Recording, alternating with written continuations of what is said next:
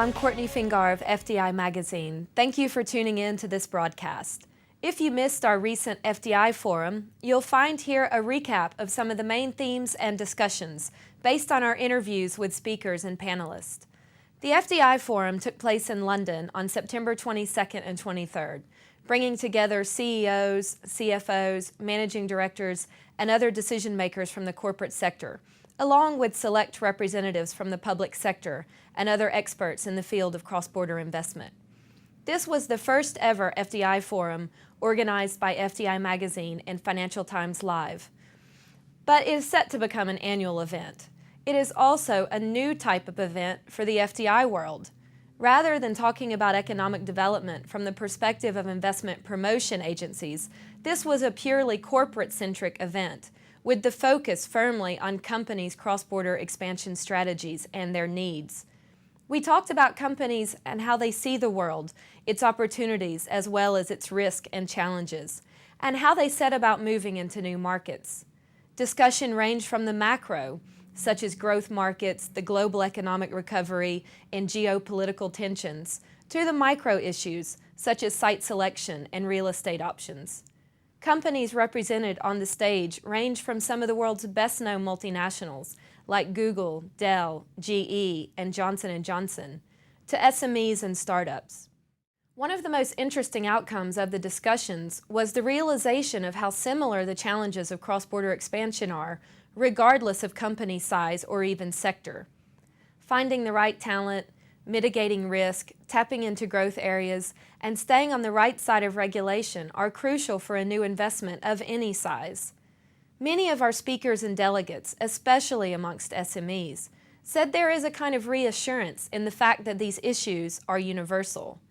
But one major difference is how well equipped and well staffed the companies are to deal with these issues, and this is where the wedge between SME and MNC begins. And the single biggest constraint that SMEs and startups face, more so than their larger counterparts, is access to finance. This came up time and time again in our discussions. Bankers and financiers on the panels were keen to stress that while lenders do indeed need to be more conscious of the unique financing needs of smaller and mid-sized firms, the main gap, in fact, is in knowledge, that there's often a lack of awareness of the various financial options available to these firms. Another interesting finding of the conference, for me at least, was the interest, which seems to be growing by the day, in investment opportunities in Africa. Investors do not want to miss out on commercial opportunities in what looks to be the world's next big growth region. But at the same time, many admit to difficulty in distinguishing properly among the very disparate countries in the region, and in approaching the continent in the most productive and lucrative way. Here too, it seems knowledge and awareness is key. Now, let's hear from some of the speakers about what they learned during the forum. There was a couple of things that struck me. The first was to do with how Asia-Pacific investment in Russia had doubled, which is something I hadn't recognized. At the same time as the West has got more cautious about Russia in 2014, for all the geopolitical reasons, you've seen Asia-Pacific cash coming into Russia and still investing. Emerging markets are both giving us disappointing growth numbers in Brazil or South Africa and Russia, perhaps less foreign direct investment coming in, at the same time as brand new opportunities are being recognized, say in Africa, which is telling us that EM flows into EM is growing and growing. So it's really quite an interesting time to be looking at this. I think probably one of the most interesting things was probably about, some of the stuff around cloud computing and the requirement not to offshore at all. And I think also we learned a little bit more about some of the more unstable regions, and we talked about some of the things that are going on in the Ukraine at the moment. And those were new areas to me that I hadn't considered before, so I thought that was really useful. I think we do need to try to think outside the box when it comes to investment decisions, in the case of the panel, shoring decisions. I try to introduce that with the idea of considering economic development, which is actually what a number of companies do anyway. I think going forward we need to try to think through some of the bigger questions about investment, shoring and so on. I think putting together something like this, inviting these sorts of companies to meet and have this sort of debate can only help to drive the right decisions or give people the right templates in terms of what to look at. So it's not always, let's say, war on talent or government incentives or even the regime in which you're operating, i.e. the legal environment and things. Political stability, all those things are becoming more important, and the geopolitical issues today are influencing the sorts of decisions that companies will make. So for us, yes, those things continue to be important, as in the micro issues, the macro issues are also very important, and we need to make sure that we can work hand in hand, with partners such as government, development agencies, SMEs, different players, to be able to drive the right decisions. It confirmed the challenges that I saw, that we experienced, the difficulties for SMEs to enter new markets, the amount of time and effort it takes, the difficulties in finding the right partners, the right people.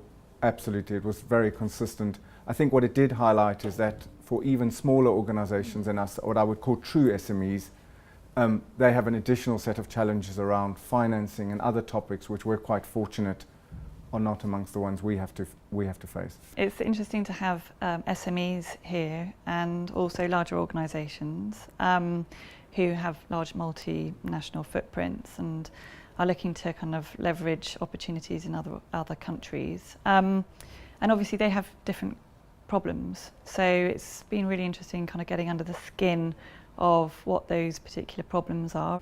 I found it quite interesting and useful, to be honest, because we are very industry centric. We do an awful lot of discussions in the automotive sector about how the wider businesses operate and what our competitors are doing. But to come to an event like this where we find that companies such as Johnson & Johnson, for example, have similar challenges, and actually we're all addressing them in similar ways, actually gives you a little bit of confidence that you're in the right path and are really trying to get to the same answers, irrespective of industry. It confirmed my own views on the challenges and opportunities. So our panel was specifically focused on innovation. And we had a panel where we had representatives from the automotive industry, electronics, and in the life sciences. And coming from Johnson & Johnson, I represented life sciences. And it was very interesting to see that even though we're from such diverse sectors, that we had the same types of challenges with regards to how we would like to engage innovation and how we would pursue it. Similarly, on the challenges, we've all seen that there are challenges with regards to talent. There are challenges with regards to setting up these innovation centers around the world.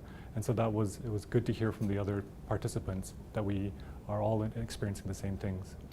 One of the things that I found really interesting about today's conversations was the very sort of personal perspectives that people had. Often, if they were running startups, because it consumes your life, it's very much about you as an individual and how it's been for you. And so just getting those small personal insights can actually be really valuable and just helps you to remember that businesses are really all about people. It's very interactive, and it's also timely because this is the time towards the second half of the year, so it's timely in the sense we can do a kind of stock taking of the first half of the year and to adjust our forecast. So that's also interesting. The third element relates to the firms. We see the investors, the business participation is very good, and then that's very interesting for me, at least, to interact with the corporate world. For those of us in government, it's absolutely critical to have a constant dialogue with people who are considering coming here to invest, because we can't do it on our own. And our job is to support as much as possible those who want to bring FDI to the UK, and knowing what their needs are, what their concerns are, what's going well, what needs to change. This can only be done by talking directly to investors and potential investors. And perhaps the most important are those making the marginal decision, whether they decide to come or not, to make sure that the opportunity for them to create jobs and prosperity here in the UK is taken up as much as is possible. Clearly, there's a need to share the ever-evolving landscape and the needs of companies who invest internationally. And so, for us, it's very important to continue to understand what the needs of our clients and our potential clients are, so that we can continue to fine-tune and evolve and improve our service offering to address those needs. Yeah, well, it's very useful because we're based, we have a project in Aqaba and we have another project in a fairly small place in Turkey. And the work that we do there is vis-a-vis the government and the investors who we're bringing, but we don't have any, it's not easy to get peer opinion. It's not like if you sit in London or New York. So for us it's very useful because we see what other people are doing, what best practices are, and try to adapt them to our reality. As you can see, there was certainly a lot to talk about, and many issues were raised that warrant further discussion. We will continue the conversation, of course, in FDI Magazine, on our website, fdiintelligence.com, and in our video broadcast. And you'll be glad to know planning is already underway for next year's forum. Stay tuned for further details.